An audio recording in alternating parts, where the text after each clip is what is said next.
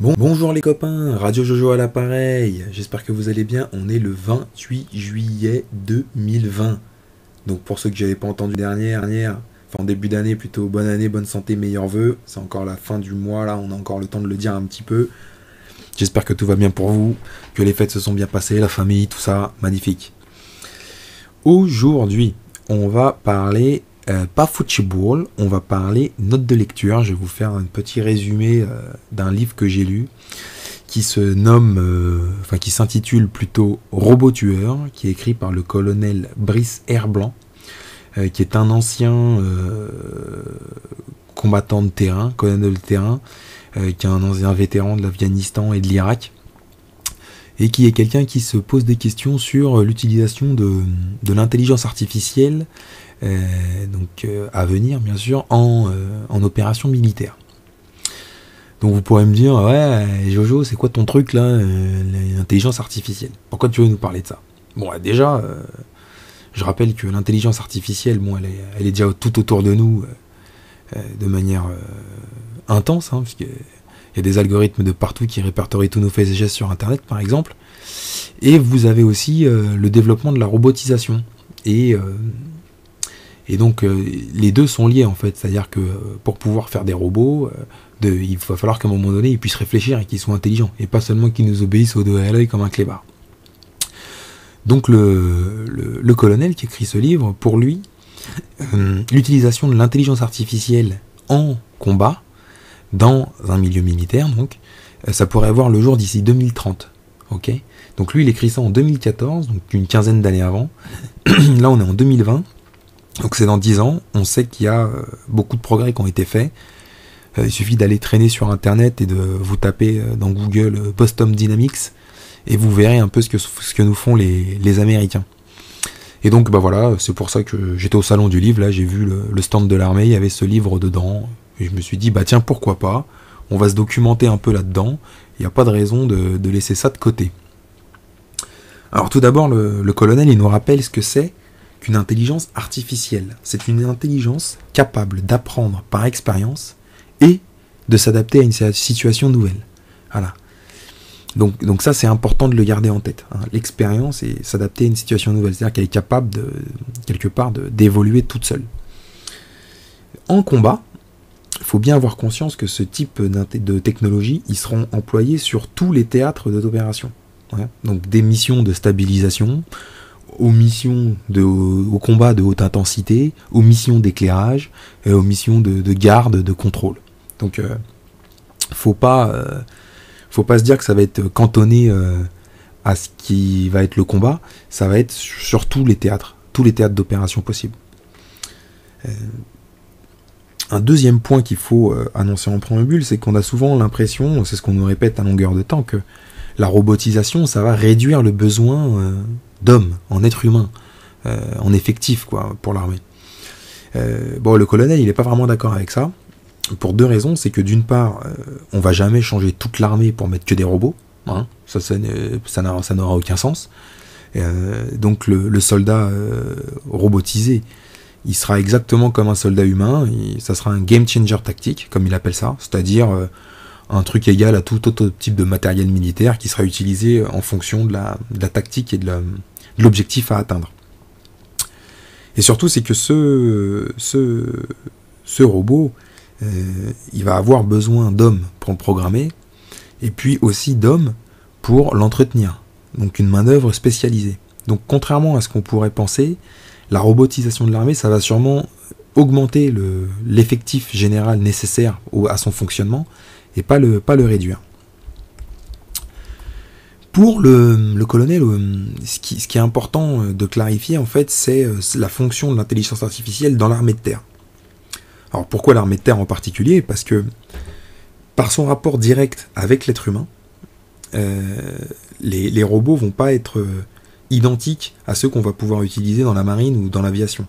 Dans l'aviation, voilà, vous sortez des drones, vous abattez tous les avions qui sont là, clac, clac, clac, vous sécurisez la zone, clac, clac, clic, vous tirez sur tout ce qui bouge.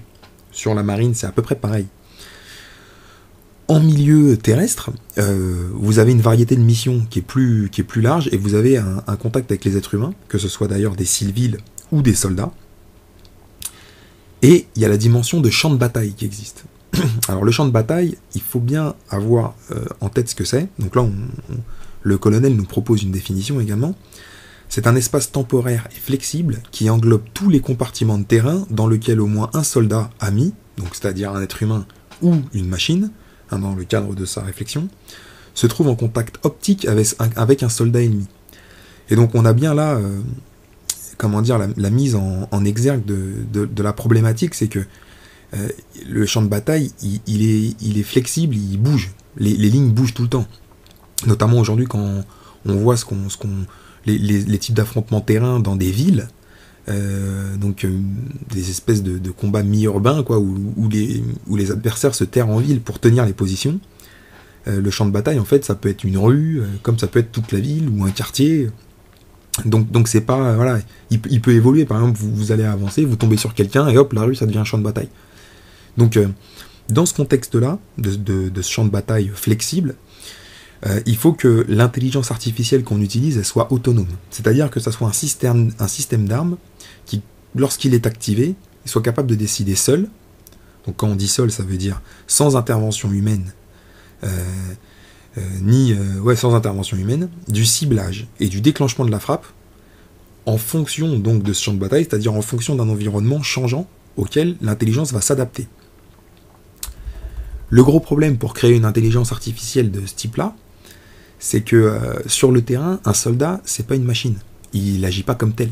Voilà, c'est un être humain, et un être humain, comme il possède sa propre morale, et c'est cette morale qui guide ses actions.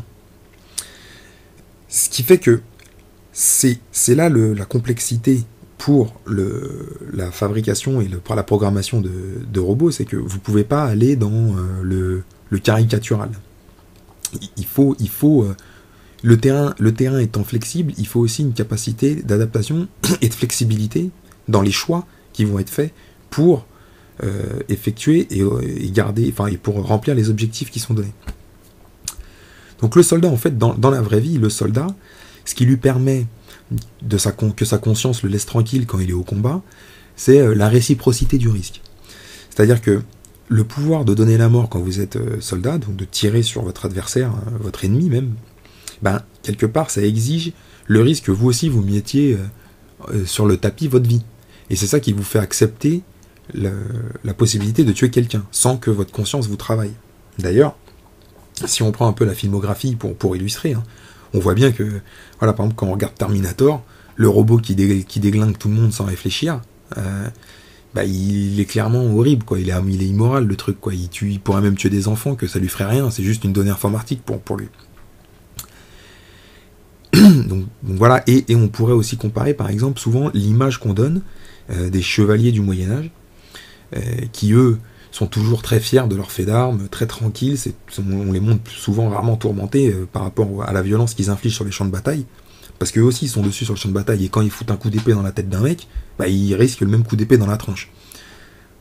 En parallèle, on pourrait prendre par exemple beaucoup les films des vétérans de guerre, notamment qu'on a sur le Vietnam, où les mecs sont toujours super tourmentés par leur voilà, quand ils rentrent aux US, ils sont toujours tourmentés par leur conscience à ce qu'ils ont fait là-bas. Alors des fois on nous vend ça comme l'enfer du Vietnam, machin truc, mais souvent on nous montre aussi que les mecs en fait ils ont débarqué avec du matos de malade et qu'ils se sont tapés avec des Vietcong qui eux avaient des fusils à 2 coups pour se défendre. Et donc tout ce côté carnage, quand vous rentrez que la guerre est finie, ça vous hante. Et donc c'est pour ça qu'on a cette espèce de dualité dans la filmographie qui illustre bien cette réciprocité du danger qui permet à la conscience d'accepter la violence qu'on inflige. Parce que, en définitive, même dans une guerre, le combat personnel de chaque soldat, c'est de conserver son humanité. Et donc cette réciprocité, elle est nécessaire pour ça. Dans cette réciprocité, il y a une part de discernement émotionnel qui existe. C'est-à-dire que, même dans la guerre, les soldats, ils essayent de tuer le moins possible.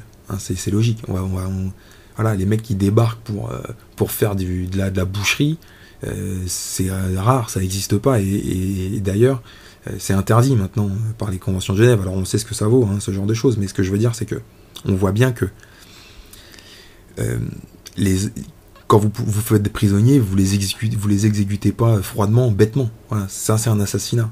Et on sort de la guerre. Donc on voit bien que dans la guerre, on doit essayer de tuer le moins possible. Et le problème, c'est que cette façon de tuer le moins possible, elle est subjective, parce qu'en fait, c'est propre à l'éthique de chacun. Et donc, deux soldats dans la même situation, ils vont pas réagir de la même manière. Il y en a un, il va peut-être avoir peur, il va tirer, l'autre, il va être courageux, il va aller sauver quelqu'un, voilà, dans une fusillade, il va aller sauver l'autre. Il y en a, ils vont préférer blesser ou tenter ou éviter l'affrontement, quitte à perdre un peu de terrain pour éviter de faire des blessés, quand d'autres vont, voilà, tirer dans le tas peut-être. Donc on a ce problème-là d'éthique qui est individuel et qui ne peut pas être voilà, listé, voilà, la réaction d'un soldat, on tire, ça tire, je me cache, je tire, de machin, voilà, comme des commandements divins, comme ça, là, comme des trucs qu'on assène. Ça marche pas comme ça, la réalité. Donc, en ce qui concerne l'intelligence artificielle et les robots dans lesquels elle va être implantée, l'enjeu se trouve donc autour de l'aspect d'autonomie de cette intelligence artificielle. C'est-à-dire que l'objectif pour l'intelligence artificielle utilisée, c'est pas d'être parfaite, parce que c'est pas possible. Ce qu'on lui demande en revanche, c'est d'être au moins aussi fiable que l'homme. Voilà, donc l'intelligence artificielle, elle doit pouvoir imiter l'approche contextuelle humaine, qui elle est bien sûr composite. Un être humain, c'est pas un robot. On n'appuie pas sur un bouton, il fait pas le truc. Il a toute une réflexion, notamment en plus dans des zones de combat en haute intensité où le mec il risque sa peau et où ça tire un peu dans tous les sens, où on sait pas trop d'où ça peut venir. Bah, il y a plein de choses qui rentrent en ligne de compte quand l'homme il doit prendre une décision. L'approche humaine du soldat dans sa prise de décision, donc, elle s'appuie premièrement sur l'objectif, la mission qu'il doit accomplir. Selon la mission qu'il a à accomplir, il va avoir à utiliser son arme de différentes manières. Si par exemple, c'est une mission d'éclairage où il doit juste repérer les lieux, il va vraiment utiliser son arme en dernier recours. Si c'est une mission d'intervention ou d'attaque où vous devez récupérer quelque chose, c'est peut-être lui qui va engager le combat à vue. Mais c'est bien l'objectif de la mission qui est on va dire, qui est la base première de sa réflexion. Ensuite, la deuxième chose qui vient, c'est son expérience. Voilà, c'est-à-dire ce qu'il a fait avant et la manière, enfin le nombre de combats qu'il a déjà vécu qui vont lui donner une espèce d'expérience, enfin c'est l'expérience qu'ils vont lui donner et ça va faciliter sa prise de décision. Par expérience, on le sait, au coup d'œil, les artisans, par exemple, au coup d'œil, ils voient quand il y a quelque chose qui ne va pas sur ce qu'ils sont en train de construire. Un chef, quand il cuisine, il voit bien au coup d'œil, comme ça, par expérience, il sait. Voilà, et ben là c'est pareil. Le soldat, par expérience, il sait à peu près enfin, il sait pas exactement, mais l'expérience va le guider dans sa prise de décision. Est-ce qu'il faut engager le combat? Est-ce qu'il faut se replier? Est-ce qu'il faut défendre? Est-ce qu'il faut attendre des renforts?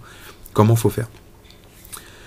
Au-delà de tout ça, il y a deux autres éléments composites qui vont permettre la prise de décision. C'est son intuition, donc ça c'est son côté purement humain, et sa créativité. Voilà. Et ces éléments-là, ils ont une particularité, en fait, c'est qu'ils interviennent ponctuellement tout au long du processus décisionnel. C'est-à-dire que par exemple, vous êtes là, vous êtes dans une situation où vous êtes en train de vous faire tirer dessus, vous avez l'intuition que, voilà, au final, vous avez l'impression qu'ils sont pleins, mais votre intuition vous dit non, il n'y a que 2 mecs, donc je vais peut-être leur tendre un piège, et ça c'est la créativité. Et au lieu de s'être replié comme l'expérience l'aurait voulu, si vous êtes par exemple à découvert versus des tirs à couvert. Et quand il a fait tout ça, le soldat, quand il a passé au crible la situation à travers l'objectif de la mission, l'expérience, son intuition et sa créativité, à la fin, il se demande si est-ce que ce que je vais faire c'est éthique. En fait, la dernière question, avant d'appuyer sur la gâchette, il se dit est-ce que ce que je fais quand même c'est bien ou c'est mal. Voilà, ça c'est le dernier truc qui lui vient. Et donc ce discernement moral-là, en fait, c'est le filtre qui va retenir un soldat et qui va l'orienter vers une solution alternative moralement meilleure. Moralement étant toujours subjective. Donc c'est ça la situation. Et le théâtre de guerre, c'est souvent un lieu de paradoxes moraux. En fait, le soldat, généralement, il est souvent condamné à choisir la moins mauvaise solution. C'est un peu comme avec les élections. C'est-à-dire que vous n'avez jamais de solution parfaite, vous n'avez qu'une solution qui vous permet de réduire les dégâts, ou de contenir les dégâts, ou de ne pas aggraver la situation, de viser la désescalade de la violence, par exemple. Et donc, en ce sens, une intelligence artificielle de combat, elle devra suivre un modèle d'éthique artificielle capable de juger la moralité d'un acte par rapport à un autre, et de décider une action tendant vers une désescalade de la violence en cas de situation non référencée, de construire un jugement moral propre au fur et à mesure que les actions s'enchaînent et que les événements apparaissent. Et donc là, vraiment, on est dans le cœur du sujet, c'est-à-dire comment doter un robot d'une intelligence qui va pouvoir lui permettre de différencier ce qui est bien et ce qui est mal. Et puis surtout, de choisir la solution qui va permettre de préserver, entre guillemets, les dégâts et les drames que provoque la guerre. Donc pour cela, le colonel, en fait, il propose aujourd'hui d'utiliser une triple méthode pour construire cette intelligence artificielle. La première méthode, c'est ce qu'on appelle la méthode déontologique. C'est-à-dire que on va cadrer ce qui est permis, ce qui est interdit, et ce qui est obligatoire et ce qui est facultatif. Par exemple, on donne un exemple tout simple. Ce qui est permis, tirer sur un ennemi. Ce qui est interdit, tirer sur un civil. Okay ? Ce qui est obligatoire, sauver des vies humaines. Ce qui est facultatif, sauver du matériel. Voilà, ça c'est clair, c'est simple, il n'y a pas de problème. Simplement, comme je le disais avant, c'est tellement complexe le champ de bataille, c'est tellement variable qu'on ne peut pas se résumer à cette méthode déontologique. Celle-là, elle est bien pour cadrer globalement l'action, les règles d'engagement du combat, par exemple. On ne tire pas sur des civils, par exemple. Voilà, ça c'est facile, il n'y a pas de problème. Dès qu'il va y avoir un dilemme, ce qui peut arriver, par exemple, sacrifier un soldat pour en sauver 10 autres, ou un adolescent, un enfant qui vient avec une ceinture d'explosifs sur des soldats amis, comment on doit se comporter? Donc là, pour affiner le jugement de la machine, le colonel il propose d'utiliser les règles non monotones. Elles sont basées sur un triptyque Belief, Desire, Intention, ce qui en gros veut dire que le belief, c'est l'environnement capté par les capteurs du robot, c'est-à-dire voilà, la distance, enfin toutes les informations techniques en fait, est-ce que l'individu est armé, est-ce que l'individu est un adolescent, est-ce que l'individu est un adulte, est-ce qu'ils sont plusieurs, est-ce que voilà ce genre de choses, est-ce que ça représente un danger immédiat pour d'autres soldats amis ou pas. Ensuite on a le desire, ça c'est l'ensemble des buts fixés, donc c'est-à-dire en gros la mission, c'est l'objectif de sa mission, est-ce que c'est contrôler, éclairer, attaquer, voilà. Et ensuite, on a le intention, qui est le plan d'action. Qui dit, voilà, donc si par exemple mon objectif c'est d'attaquer, avec mes capteurs, j'analyse le terrain, j'attaque, et mon plan d'action c'est, voilà, belief, desire, intention. Ok. À la fin, par exemple, donc pour savoir lequel plan d'action est le bon, en fait, ce que vous pouvez faire, c'est que vous rentrez des algorithmes qui vont se comparer les uns les autres sur le plan d'action, avec des références, des règles de référence, et par exemple, on évalue les conséquences des actions par comparaison, inférieur, supérieur. Voilà. Donc par exemple, si dans mon action, à la fin, j'ai un plan d'action qui me dit que j'ai un humain qui va mourir, un ennemi, même, et l'autre 10 ennemis, bon je prends un humain, le robot il retient un humain. C'est plus logique. Il est pas là pour dégommer tout ce qui déroule. Donc ça, c'est des bonnes choses, parce que ça permet d'affiner et de contextualiser l'action du robot.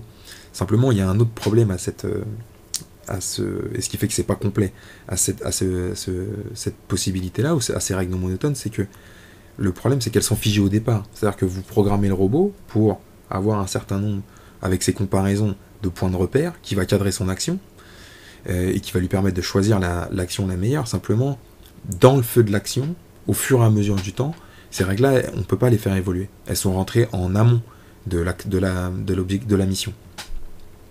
Et donc, si on veut atteindre une certaine autonomie, ça implique une capacité du robot à évoluer en temps réel.